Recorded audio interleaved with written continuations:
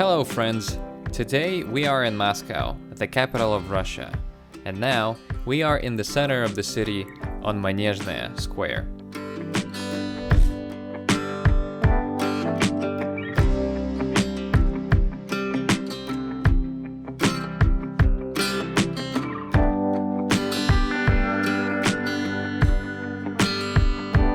The building made out of red bricks is the largest national historical museum, built in neo-Russian architectural style between the years of 1875 and 1883. Take a look at the front of the museum. There is a statue of a horseman. This is a monument to the Soviet commander Georgy Zhukov.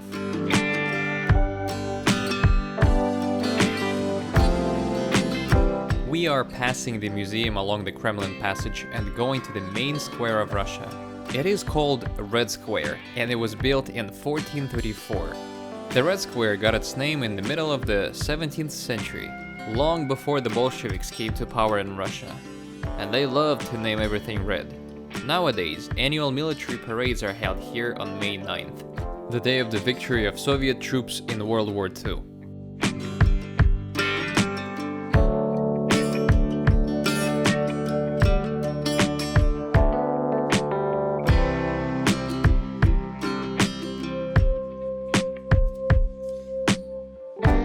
Let's take a look at the building of the historical museum from another side.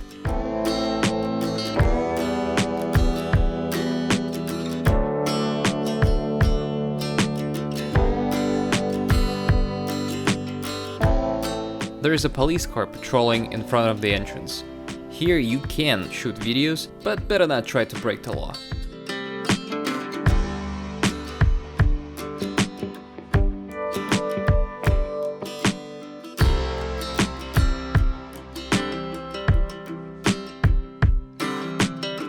We are going to one of the sites of the Red Square, Lenin's mausoleum. These people are in a hurry to get inside the mausoleum. There lies Vladimir Ilyich Ulyanov, known under the name Lenin. Here you can buy a ticket and look at the one who dramatically changed the history of Russia in the 20th century. In the earlier days, when the Soviet Union was led by the Communist Party, there were much more people who wanted to take a look at the first communist leader. Behind the mausoleum, you can see the battlements of the Kremlin wall. It surrounds the Moscow Kremlin. This is a fortress in the center of Moscow in its oldest part. It is the most famous of all Russian Kremlins, including 5 palaces, 4 cathedrals, and the surrounding Kremlin wall with towers. Founded in 1495 by the ruling dynasty of Rurikovich, today the official residence of the President of the Russian Federation. Lobnoye Mesto is a 13-meter stone platform, presumably built of brick.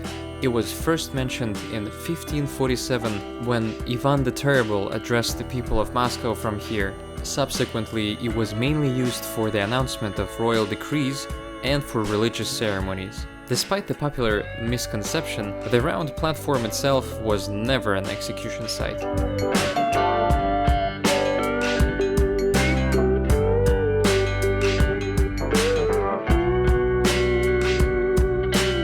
This is Spasskaya Tower, the most famous of all Kremlin towers. Built in 1491, during its existence, it was rebuilt several times. The famous clock chimes are installed here.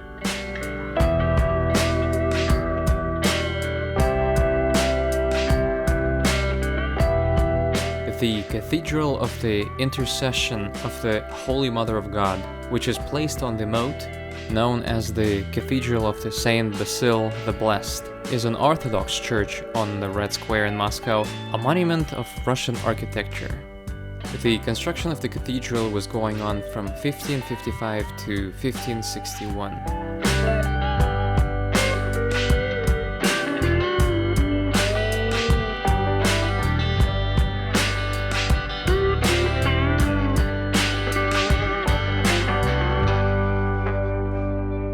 Let's walk along Vasilyevsky Spussk and get on Bolshoi Moskovetsky Bridge.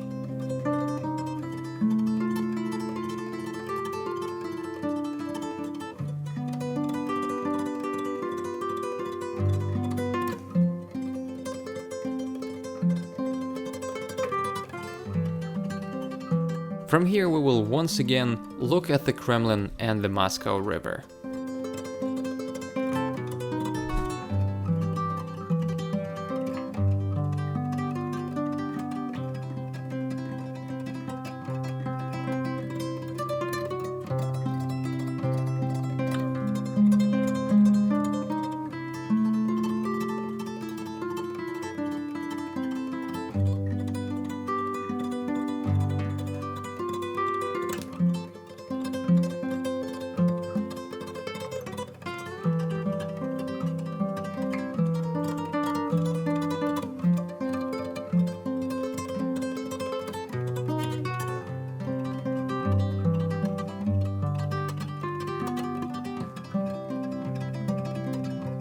On the way back, I came across a self-made memorial. This is the place of death of Russian politician Boris Nemtsov. He was shot at this place late in the evening on February 27, 2015. There are some fresh flowers and a counter of days since death. There is also a man who looks after the memorial.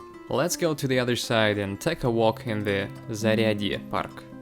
These paths will lead to a floating bridge.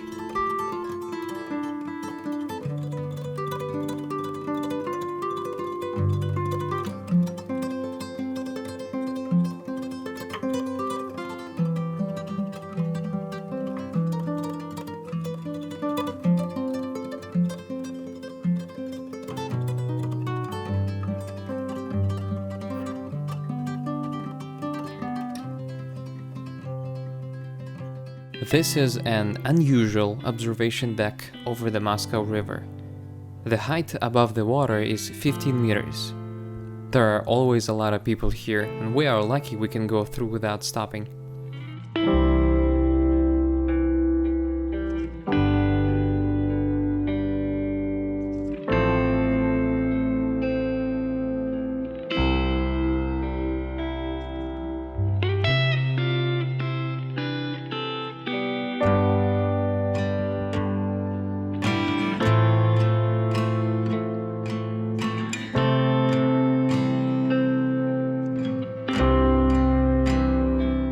Let's go down to the Moscow River and look at the city from the water. Here you can buy a ticket to the ferry.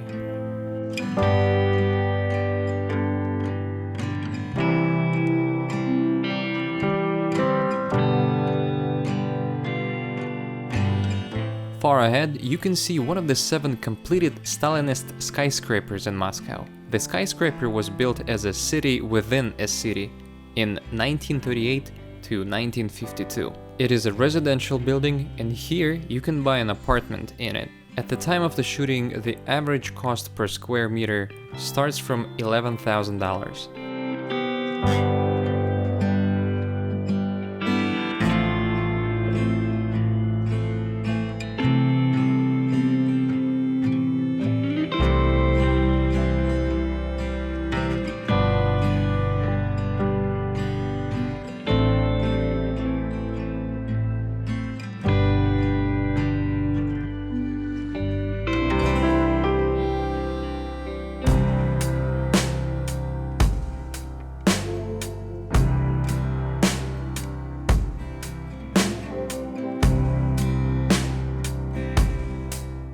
On the left, you see one of the oldest operating thermal power plants in Russia.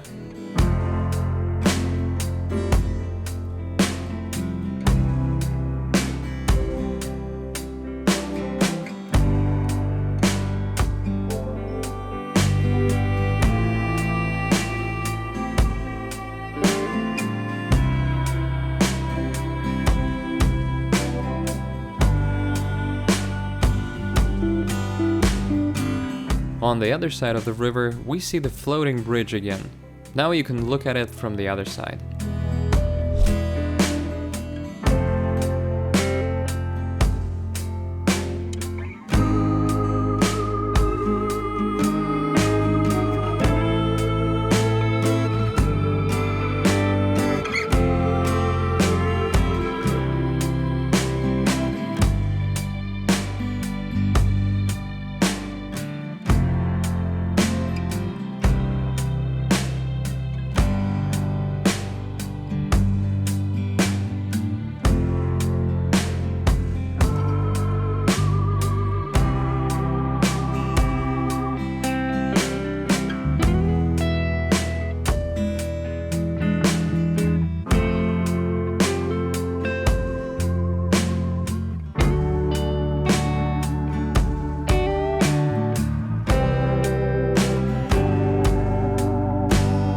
and again the Kremlin.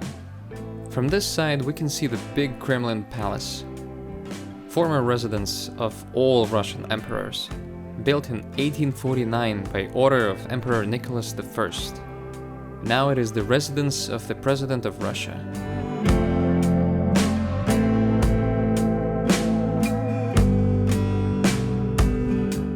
We swim out from under the bridge called the Big Stone Bridge, and we see on the left the house on the embankment, a residential complex built in 1931, a monument of constructivism architecture. Until 1952, it was the tallest residential building in Moscow, known as the residence of the Soviet elite who suffered during the Stalinist repressions.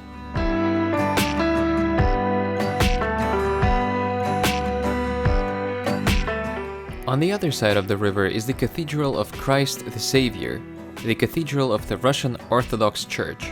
The existing building, built in the 1990s, is a recreation of the church of the same name, which was destroyed by the Bolsheviks in 1931. The open-work bridge is called the Patriarchal. The complex of red buildings is the former confectionery factory, Krasny Oktyabr, which means Red October. It was built in the 1890s. After the October Revolution, it was nationalized and received its name.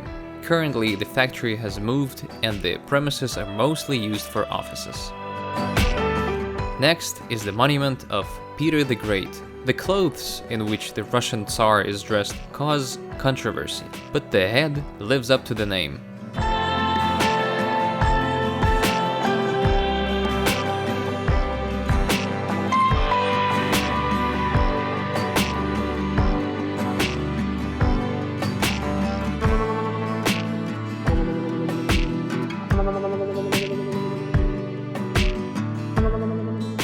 We swim up to the Andreevsky bridge. It starts to rain, so let's go ashore and look at the bridge from the inside.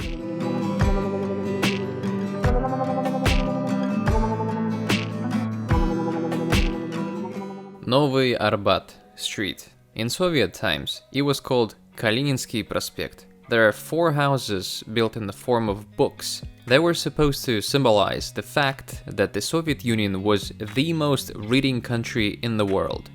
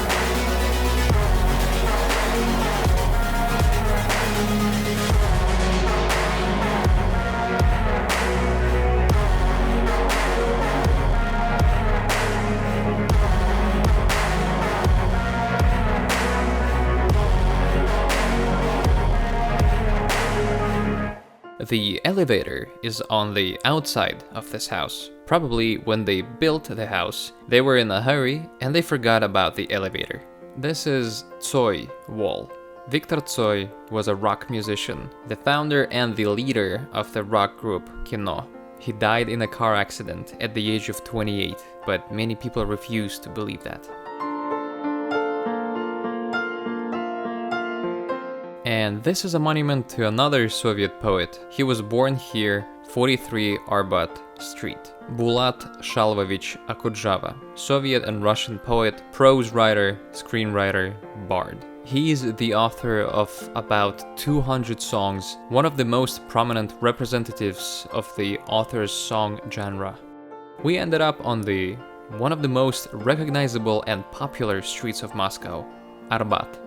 The street originated in the 15th century on the outskirts of the city, and now it is located in the center. Since 1986, the street has been pedestrianized.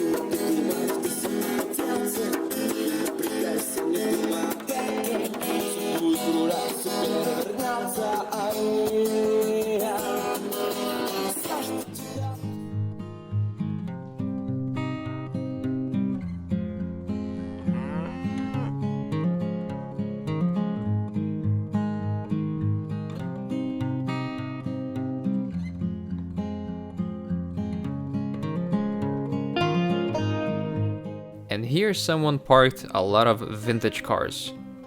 They probably don't fit in his garage anymore. Take a closer look, maybe you have one of these. Or maybe not only one.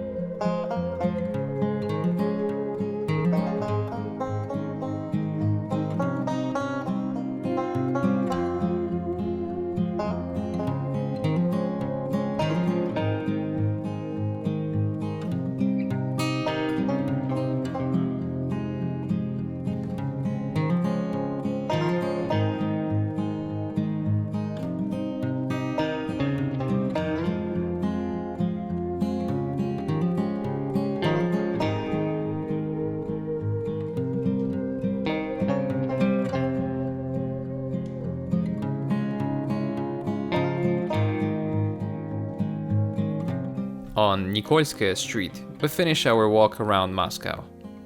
Now we are approaching Red Square from where we started. This is the end of this video. Write in the comments what you think about it.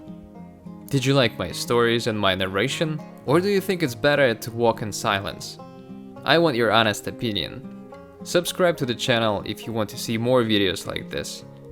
Thanks for watching to the end, and until next time.